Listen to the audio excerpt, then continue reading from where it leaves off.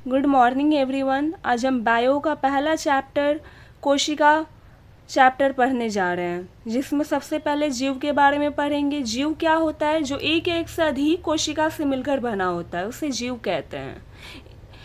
ये दो प्रकार का होता है, एक कोशिकीय हो गया और बहुकोशिकीय हो गया। एक कोशिकीय क्या होता है?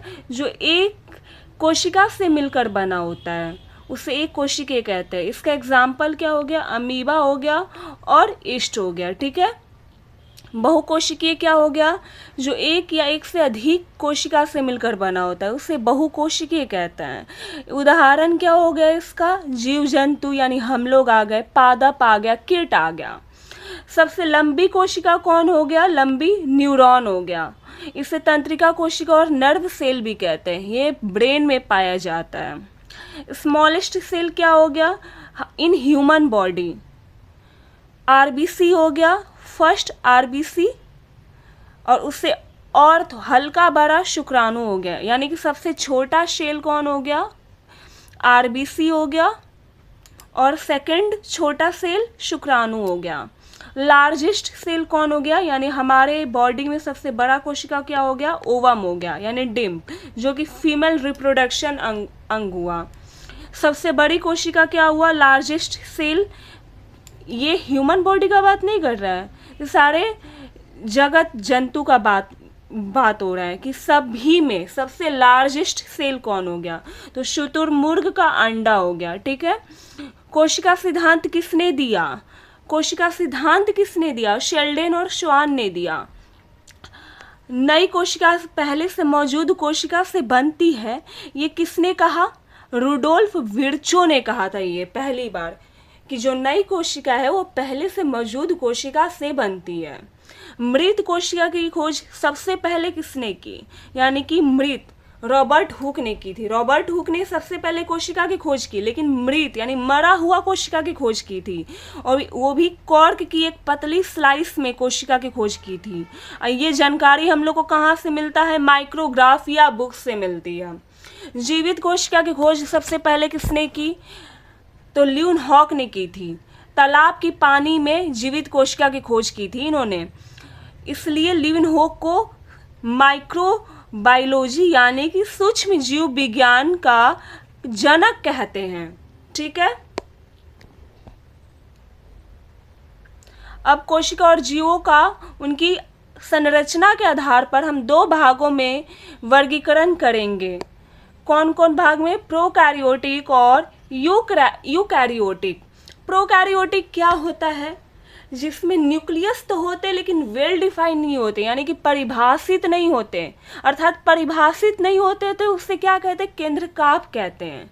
यानी कि प्रोकैरियोटिक में केंद्रकाप पाया जाता है। केंद्रकाप मतलब क्या हुआ? जो न्यूक्लियस परिभाषित नहीं होते, यानी कि वेल डिफाइन नहीं होते हैं, उसे प्रोकैरियोटिक कहते हैं। इसका एग्जाम्पल क्या हो गया?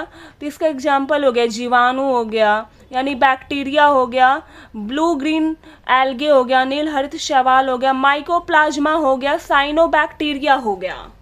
यूकैरियोटिक क्या कहलाता है? इसमें केंद्रक परिभाषित होते हैं, यानी कि जो हमारा न्यूक्लियस होता है इसमें वेल डिफाइन होता है। इसका एग्जाम्पल क्या हो गया? प्रोटिस्टा हो गया, फंजाई हो गया, प्लांटी हो गया, एनिमेलिया हो गया, हम लोग हो गया, इंसान वगैरह हो गया। इसमें यूकैरियोटिक, हम लोग में भी यूकैरियोटिक सेल पाया जाता है, प्रोटिस्टा, फंजाई, प्लांटी, एनिमेलिया वगैरह में। अब हम बैक्टीरिया का स्ट्रक्चर पढ़ेंगे, यानी कि जीवाणु का संरचना पढ़ेंगे।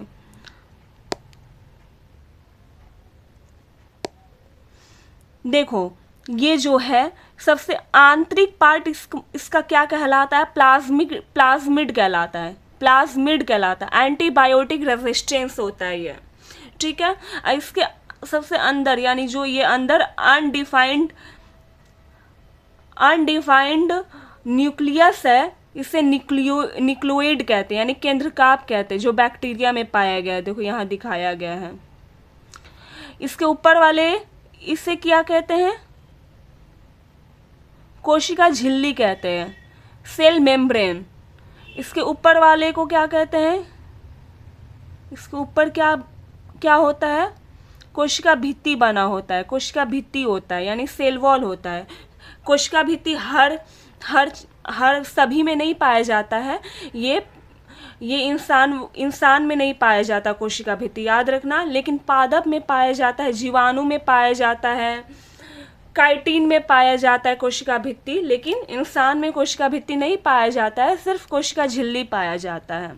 और जीवाणु में अलग स्ट्रक्चर होता है, क्या होता है, एक पूंछ के टाइप का होता है जो कि कहलाता है फ्लैजेलम, यानी जिससे बैक्टीरिया का मूवमेंट होता है, यानी बैक्टीरिया जिससे चलता फिरता है, वो बैक्टीरिया मूवमेंट को फ्लैजेलम कहते हैं। क्या कहते हैं? फ्लैजेलम।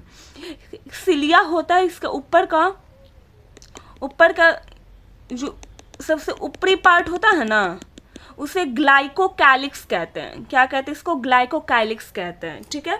अब क्या हुआ, इसमें पाइलस होता है। पाइलस क्या होता है? जो जीवाणु का प्रजनन करता है, जीवाणु का प्रजनन करता है, यानी कि और जीवाणु का वंशज को बढ़ाता है, पाइलस कहलाता है। सिलिया क्या हो गया? प्रोटेक्शन का फंक्शन, ये प्रोटेक्शन का फंक्शन में यूज होता है सिलिया मेनली। ओके। हम लोग आएंगे अब सेल का डायग्राम में। सेल यानी कि कोशिका का डायग्राम कैसा होता है, कोशिका दिखता कैसा है, किस किस से मिलकर बना होता है। तो सबसे आंतरिक जो पार्ट होता है ना, उसे केंद्रक कहते हैं। सबसे आंतरिक वाला पार्ट, एक मिनट, सबसे आंतरिक वाला पार्ट क्या हो गया? केंद्रक कहलाता है। क्या कहलाता है? केंद्रक कहलाता है। इसके ऊपर और केंद्रक के अंदर क्या होता है? केंद्रक द्रव्य होता है। केंद्रक के अंदर क्या होता है? केंद्रक द्रव्य होता है, जो अंदर है ना, इसके अंदर केंद्रक द्रव्य भरा होता है। इसका ऊपर वाला पार्ट ये जो हो गया कोशिका झिल्ली हो गया, कोशिका झिल्ली हो गया। इसके और ऊपर का पार्ट जो हो गया ये कोशिका भित्ति हो गया, ये कोशिका भित्ति हो गया, जो कि इंसान में नहीं पाया जाता है, पेड़ पौधा में पाया जाता है, जीवाणु पादप में पाया जाता है। ओके। और ये क्या हो गया? ये राइबोसोम हो गया, ये देखो छोटा छोटा है जो राइबोसोम हो गया। और ये कोशिका के अंदर क्या पाया जाता है? कोशिका द्रव्य पाया जाता है, यानी कि साइटोप्लाज्म पाया जाता है। ओके। अब कोशिका भित्ति किस किस से मिलकर बना होता है हम लोग पढ़ेंगे। तो जीवाणु की कोशिका भित्ति किस चीज से बना होता है? तो ये पेप्टिडोग्लाइकन की बनी होती है जीवाणु की कोशिका भित्ति, और कवक की कोशिका भित्ति काइटिन की बनी होती है, पादप की कोशिका भित्ति सेल्यूलोज की बनी होती है। ठीक है, बहुत इजी है। जीवाणु की कोशिका भित्ति पेप्टिडोग्लाइकन की बनी होती है, बहुत इजी है।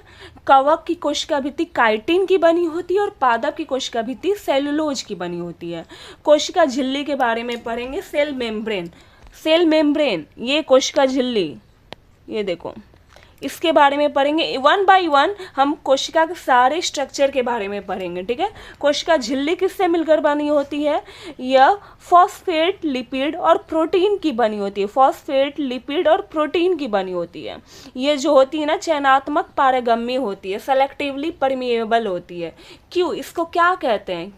इसको चयनात्मक पारगम्य इसलिए कहते हैं क्योंकि अपनी इच्छा से चुनकर ही पदार्थों की कोशिका के अंदर या बाहर जाने देती है, यानी कि अपने अकॉर्डिंग चुनकर पदार्थों को कोशिका के अंदर या बाहर आने जाने देती है। ठीक है, बाहर जाने देती है। ठीक है, आने नहीं देती है, सिर्फ जाने देती है, इसलिए इसे चयनात्मक पारगम्य कहते हैं।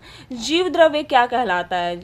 जीव द्रव्य जो होता है यह कोशिका द्रव्य और केंद्रक द्रव्य से मिलकर बना होता है। ये जो अंदर केंद्रक के अंदर पाया जाता है केंद्रक द्रव्य, और कोशिका के अंदर पाया जाता है कोशिका द्रव्य, ये दोनों से मिलकर क्या बना होता है? जीव द्रव्य बना होता है। ठीक है, ये जीवन की भौतिक इकाई होती है।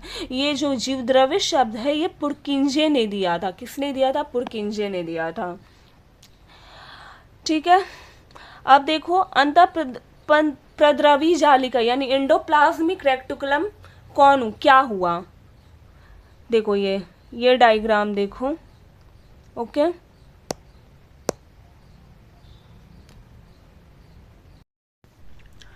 ये है सूत्रकणिका यानी माइटोकॉन्ड्रिया, ये केंद्रिका हो गया, न्यूक्लियस, ये वो वैक्यूल हो गया, ये लाइसोसोम हो गया, लाइसोसोम। और अंतःप्रद्रवी जालिका ये हो गया एंडोप्लाज्मिक रेक्टिकुलम। ये गोल्जी काय हो गया, ये प्लास्टिड हो गया, प्लास्टिक नहीं प्लास्टिड है यहाँ पे, प्लास्टिड हो गया।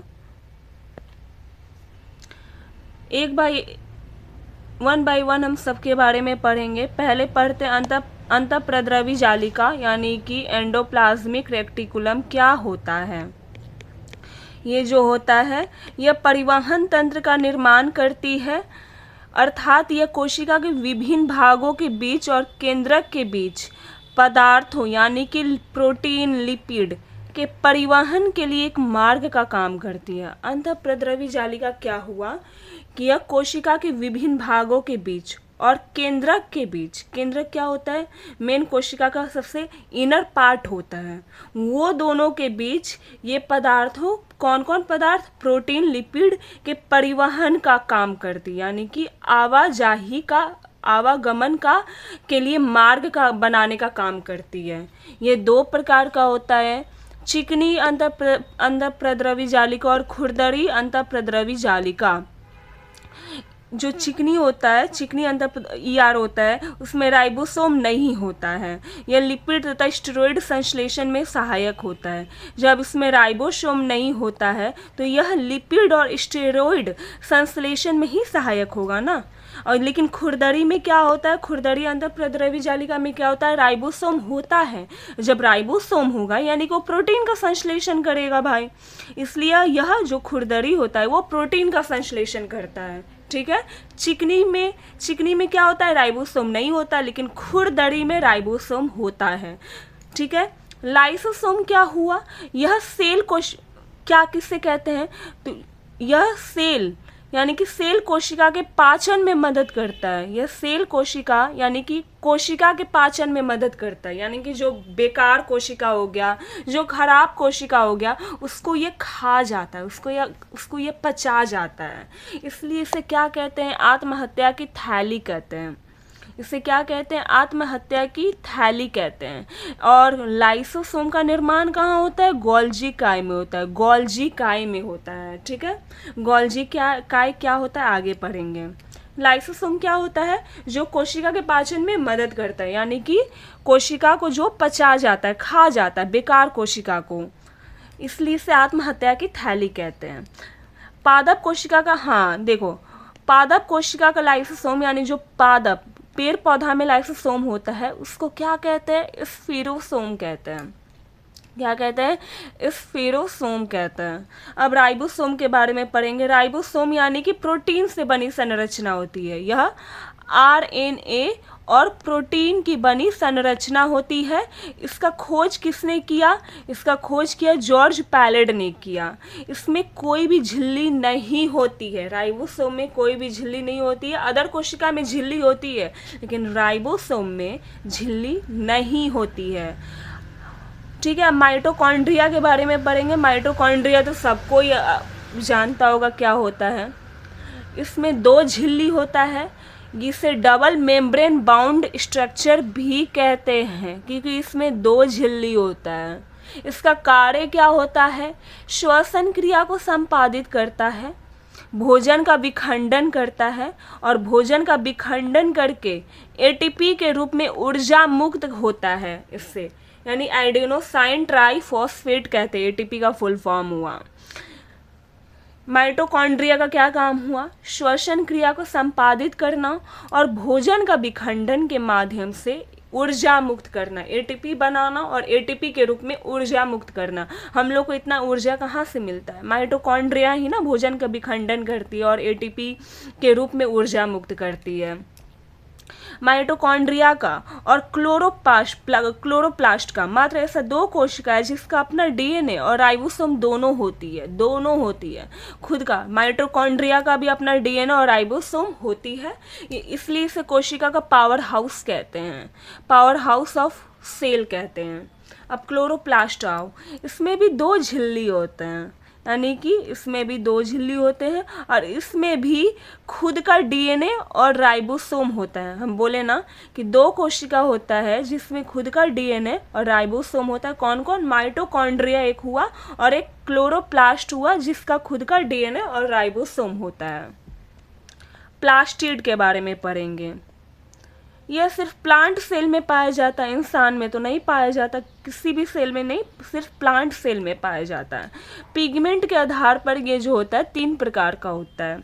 कौन कौन होता है? क्लोरोप्लास्ट हुआ पहला, क्लोरोप्लास्ट, क्रोमोप्लास्ट और ल्यूकोप्लास्ट।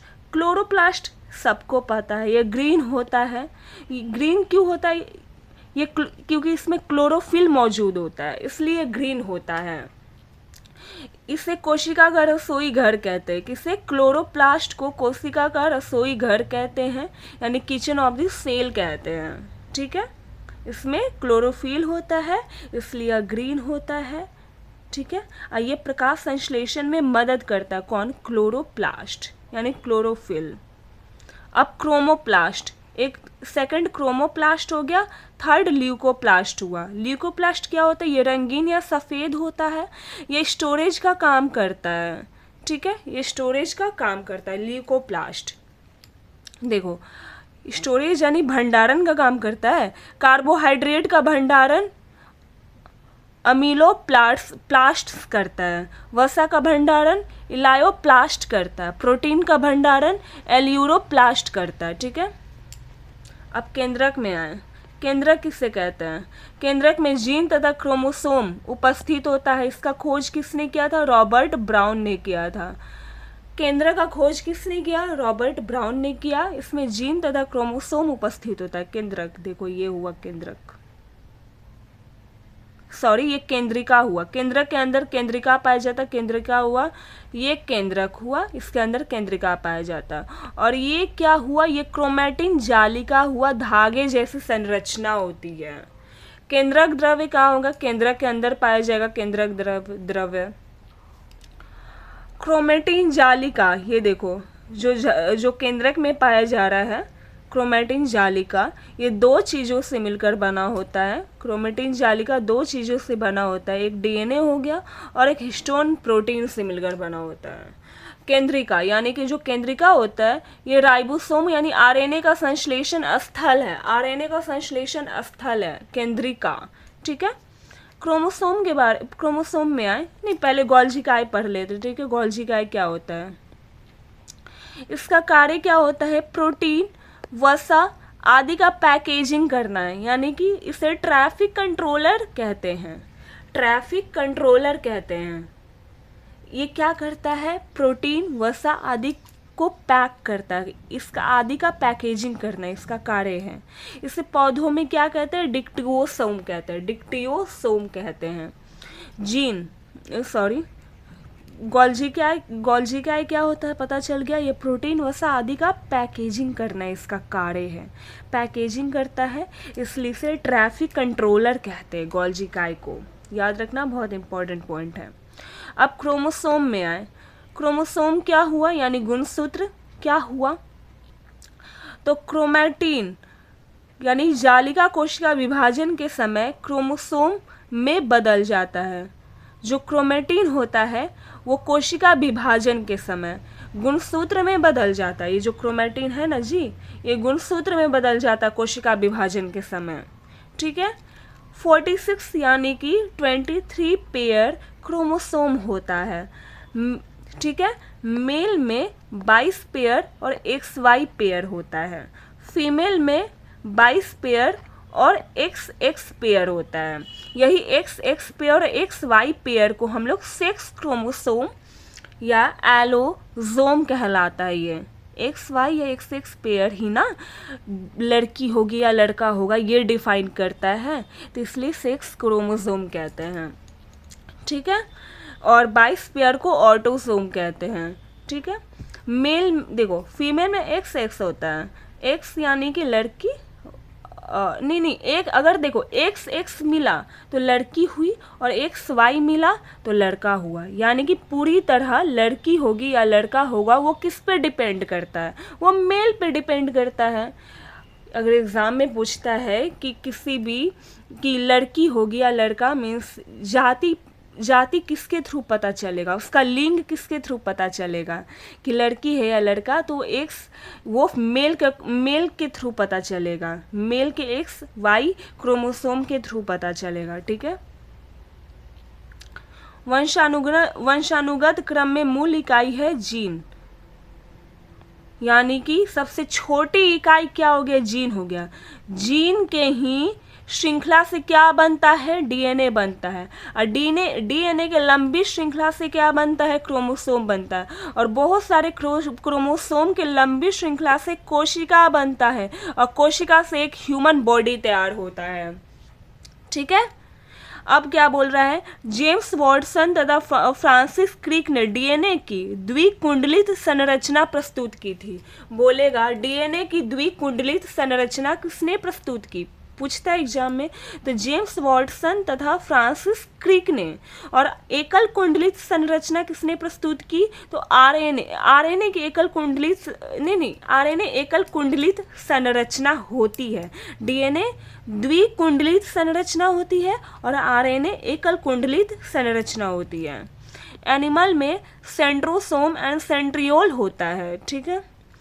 गोल्जी इकाई हो गया है, जीन भी हो गया, हाँ कि जीन आनुवंशिकता की इकाई है, यह किसी विशिष्ट कार्य को संपादित करता है। ठीक है।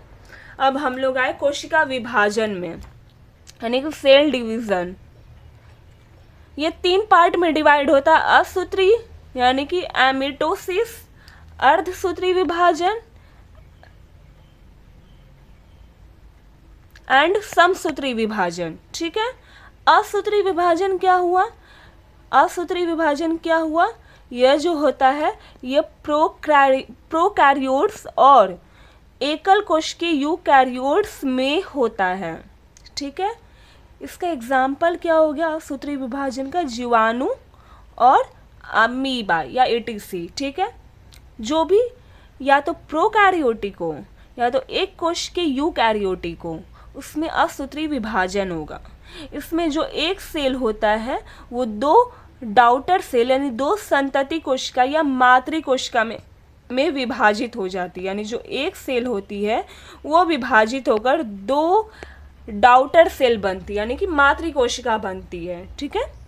समसूत्री विभाजन में क्या होता है, यानी माइटोसिस, आँख, त्वचा, बाल और मांसपेशियों की कोशिकाओं सहित शरीर के लगभग सभी कोशिकाओं में समसूत्री विभाजन देखा जाता है।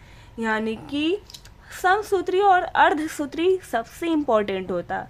अर्धसूत्री शुक्राणु अंडाणु में होता है, लेकिन जो समसूत्री है यानी कि माइटोसिस है, ये आँख, त्वचा, बाल, मांसपेशी और बॉडी के अधिकतर कोशिकाओं सहित शरीर के सभी कोशिकाओं में, मतलब बॉडी के अधिकतर कोशिकाओं में कौन सा विभाजन होता है, तो समसूत्री विभाजन होता है।